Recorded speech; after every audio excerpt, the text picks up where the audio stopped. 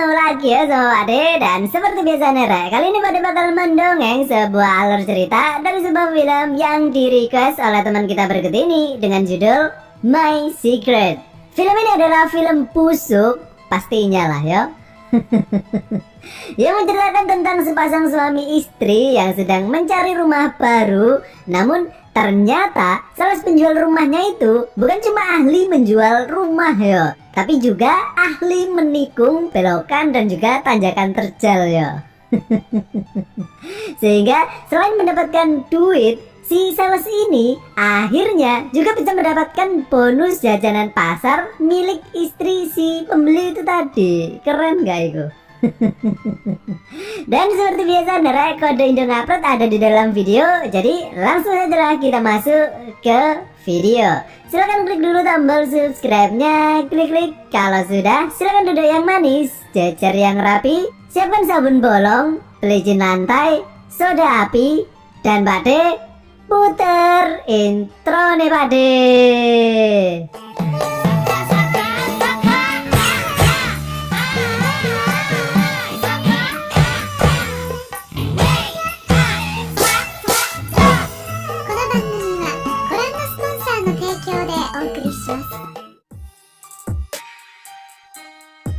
Film ini dimulai dengan seorang wanita yang sedang membuat minuman untuk suaminya. Dan dia ini adalah tokoh utama kita ya. Ada yang tahu nggak nama mbak yang satu ini? Ya, dia ini adalah salah satu artis industri kakek legend yang bernama Kanako Kase. Dan cowok ini adalah suaminya, ceritanya ya, yang bernama Hiroshi. Nah, mereka ini adalah sepasang suami istri yang bisa dibilang cukup bahagia lah ya. Mereka ini sudah menikah selama 6 tahun dan Hiroshi ini juga sudah punya pekerjaan yang cukup mapan. Dan sekarang mereka ini punya keinginan, khususnya si Kanako ini ya. Mereka ini pengen banget punya anak. Namun karena mereka merasa rumah yang mereka tempati saat ini terlalu kecil gitu, kemudian mereka berpikir untuk mencari tempat tinggal baru yang lebih gede, yang sekiranya kalau udah punya anak mereka nggak bakal merasa terlalu sumpek ya. Apa sumpek gitu ya? Terlalu sempit gitu ya. Nah, sehingga mereka ini kini sedang browsing tempat hunian yang bagus dan murah meriah lah ya. Dan tiba-tiba Hiroshi ini kemudian teringat kalau dia ini punya temen atau kakak kelas ya lebih tepatnya dulu waktu masih sekolah.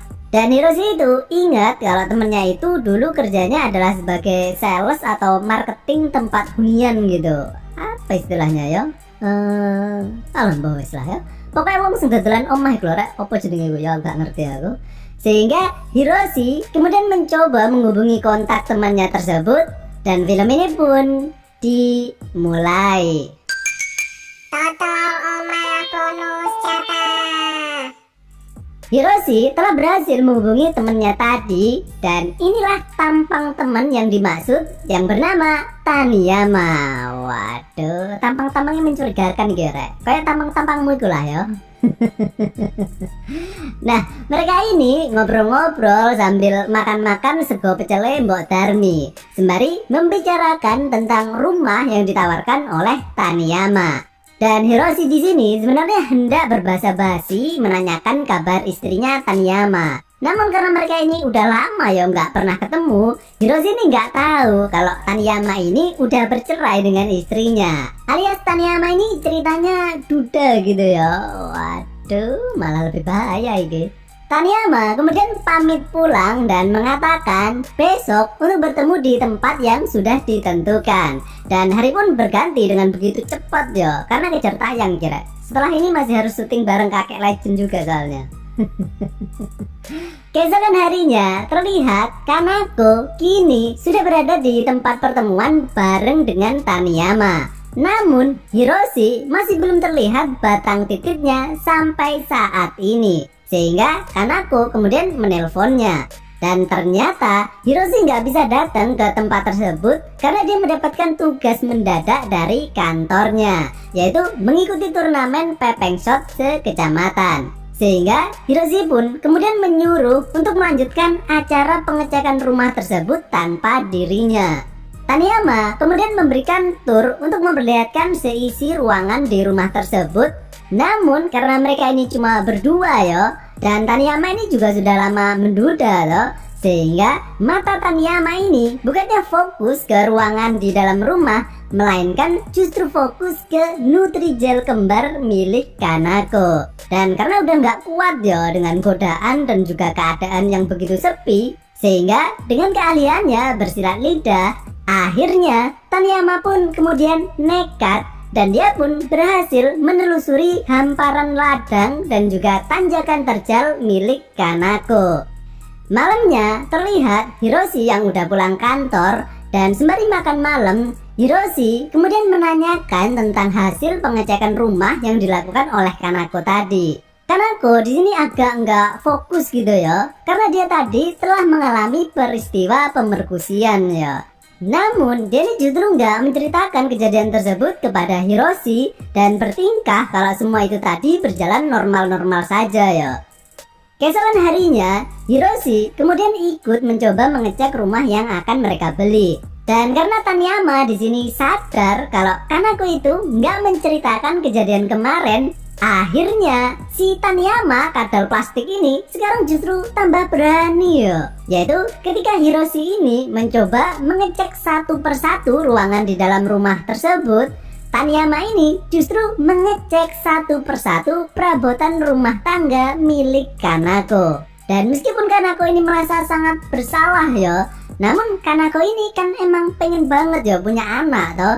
Sementara suaminya alias Hiroshi ini jarang banget memberikan asupan nutrisi batang kepada Kanako, karena dia ini sering banget kecapean sehabis pulang kerja ya, sehingga mengakibatkan Kanako ini sering banget memainkan lubang kehampaan miliknya menggunakan timun suri. Waduh, timun suri segede nih. Dan keesokan harinya, timunnya tentu saja dihidangkan kepada suaminya dong. Oishi. Iyalah enak, kan bumbunya beda ya. Dan ini ceritanya, mereka ini sekarang sudah pindah ke rumah baru ya. Hiroshi terlihat begitu bahagia, begitu juga dengan Kanako.